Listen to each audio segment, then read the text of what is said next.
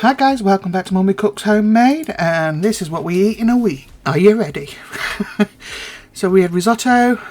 What did we have? Chorizo, obviously, because we always have chorizo. And smoked bacon. No, it was ham. Steve likes his tomatoes, and we have tender stem. Easy night this night. 2 different varieties of chicken burger and fries. One was a bird's eye, the other one was a southern fried one from Aldi, I think.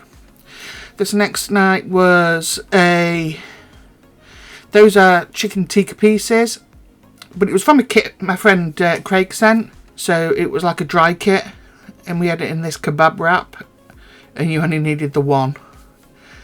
Then we had a breakfast for dinner.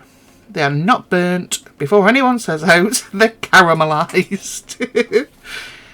This was Saturday's. I just put everything out. I've made some sausage rolls and that, some crispy potatoes, some prawns there, and then everybody helped themselves. Multiple times. Because that's how it is in my house. So, this is Sunday. And this is a country chicken and vegetable with apple cider casserole. That was a good pull, wasn't it? So, that little loom band on my wrist. So I'm just cooking some chicken there in some butter. I'll get back to the loom band. I'm adding 2 teaspoons of Dijon mustard.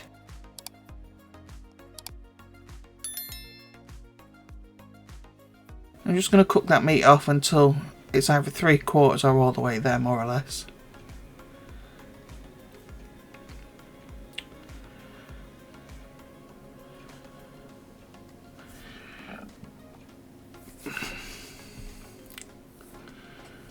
Me just moving my stuff up. So just keep it ticking over, make sure it doesn't catch. I cooked this on the hob because I'd had my oven on earlier that day, and the house was, well, I was like a big drip. So I just cooked it on the hob. Just going to add in some plain flour, about 50 grams. I will put all the measurements below. And allow that flour to cook out.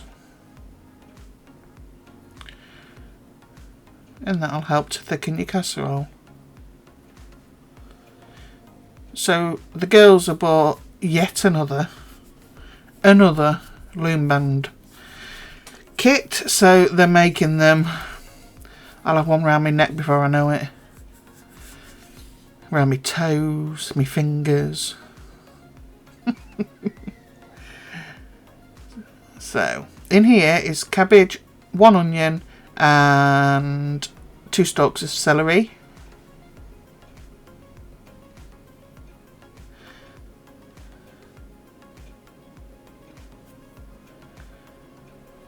Get that veg in there. Well, the thing was, I had a problem with my refrigerator. You know that little hole at the back that drains excess water? Yeah, mine decided it wanted to get blocked. And I thought to myself, where's this water coming from? That's 250 mils of apple cider. Bung it in. And then 300 mils of chicken stock. I used one of these stock pots. So yeah, anyway, I pulled the stuff out of my fridge, and I've got a sheet of ice a quarter way up the back of my blooming fridge. That thing was blocked.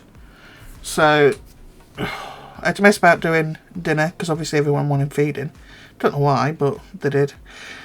And then I had to sort out the fridge. So I am putting in mushrooms and carrots. And there was 2 cloves of garlic in that one as well. Fresh garlic. For a change. Lots of veggies. That's thyme. Got about a tablespoon.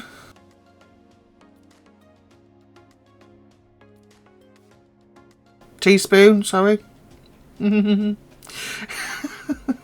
then just season it the way you like it to be seasoned.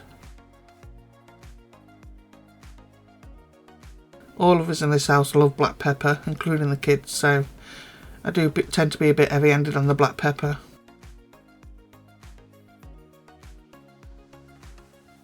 I added no more liquid to this because you're going to get liquid out of them vegetables, especially the cabbage, the onions, the mushrooms.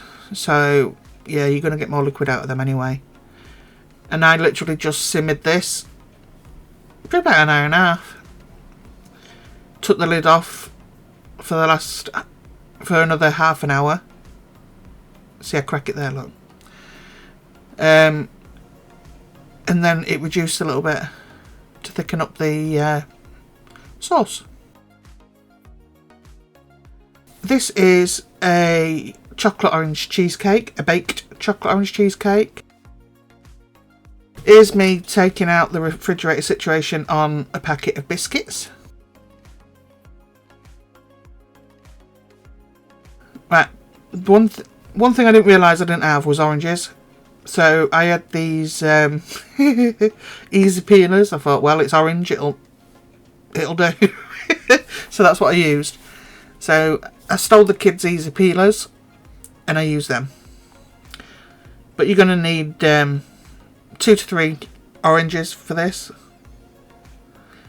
As usual for these bases, melt your butter and slap it in. And if you're not slapping it in, you're not doing it right.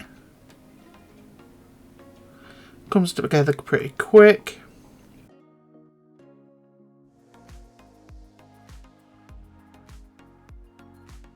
I do like a ginger nut base.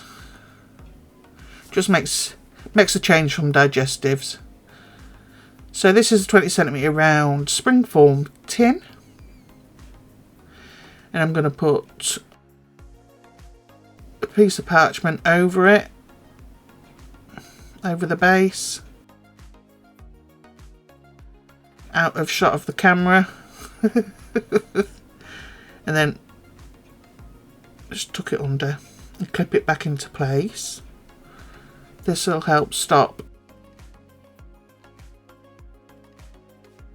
any liquid coming in.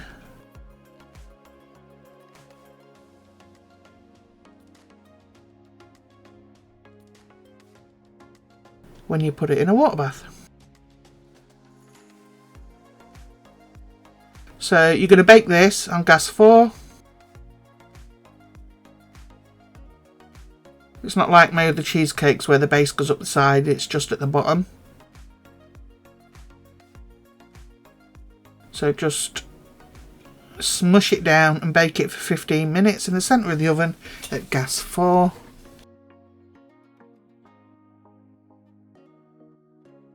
So what do we have this week? We have a Tesco haul on Wednesday.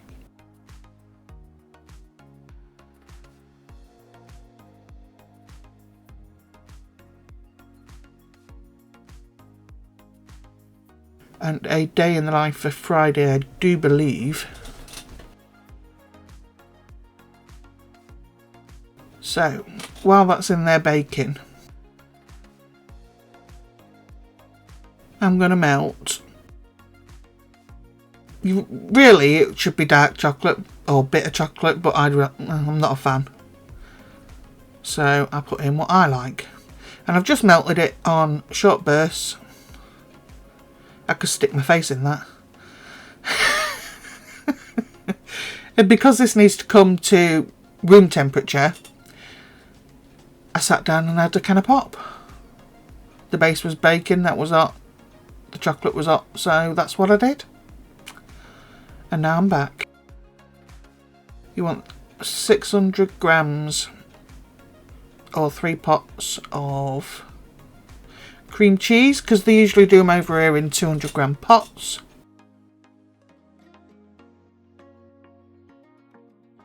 Brown sugar, 175 grams.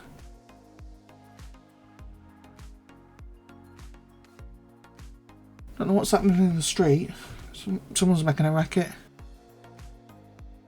8:20 in the evening. Oh, I sound like an old lady, don't I? 2 tablespoons of cocoa powder. Good cocoa powder. Good lord, it's a blooming fly. I'm supposed to be doing a voiceover, and here's me looking out the window, seeing what's going on, and a fly's attacking me. It's the thing when you live out in the sticks near fields and farms.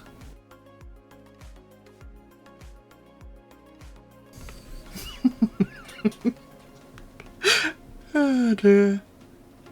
I'm such a moaning old bird. So you want 3 whole eggs in there. Give them a good mix. And 2 egg yolks.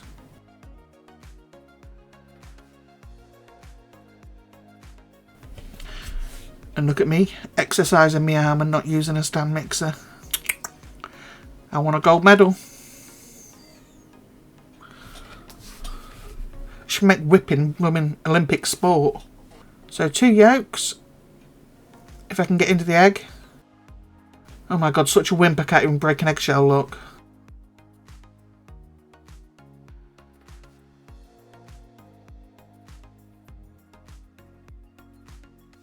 Don't ask me why I just chucked that in there.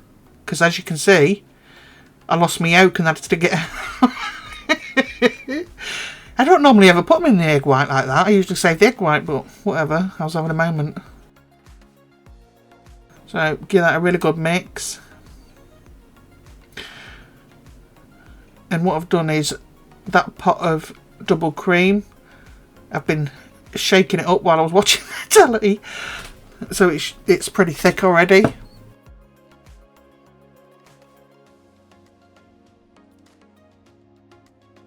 Still at it. That's what I was doing watching the telly.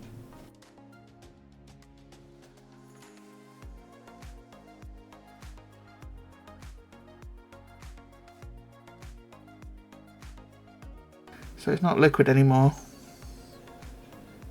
It's partially whipped.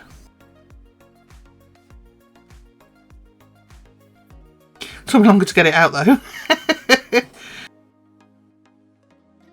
And I'm going to add some really good quality orange extract. Not too much.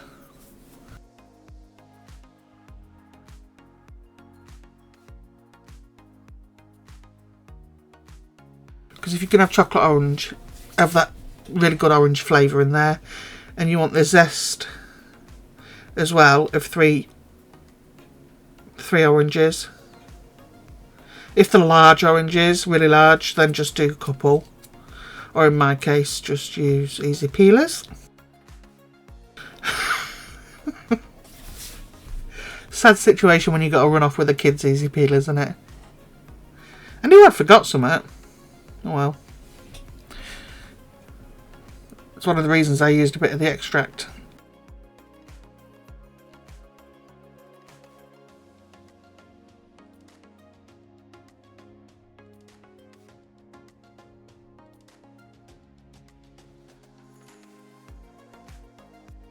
Alas, it went in. It's fine.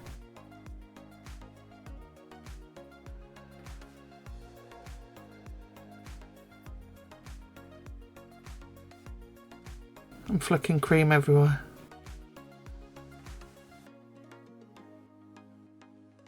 Give it a really good stir. Make sure that cream is well mixed into the cream cheese mixture.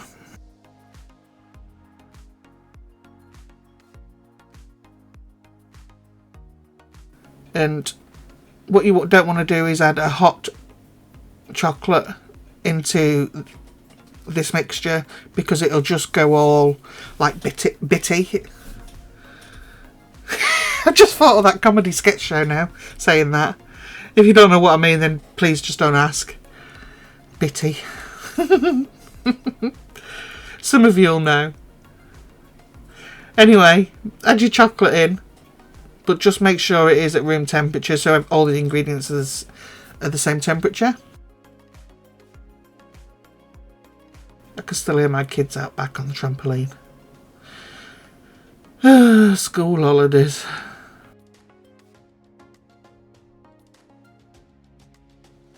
So this is going to cook in a water bath in the oven for 1 hour and 15 minutes to 1 hour and 30 minutes.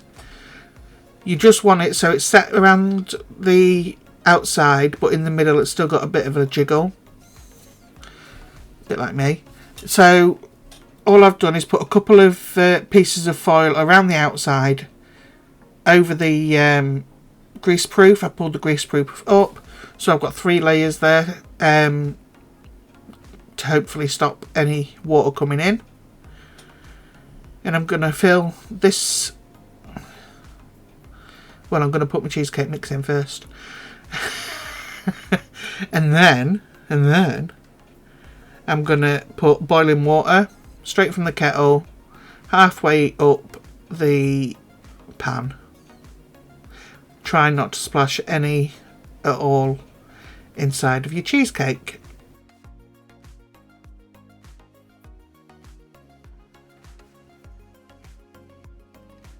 If you use anything smaller than a 20 centimetre, you can see you're not going to get it in.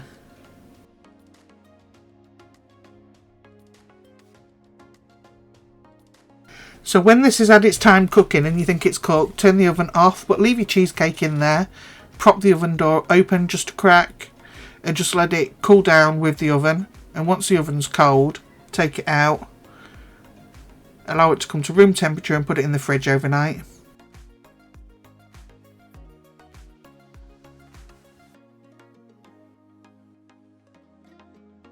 So that is just about done.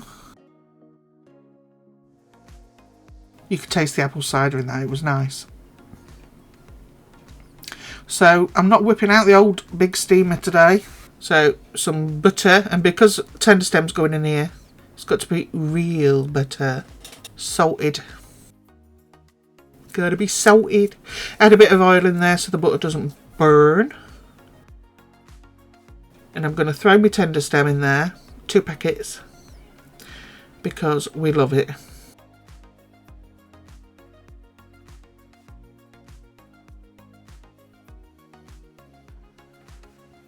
And I literally did just throw it in there.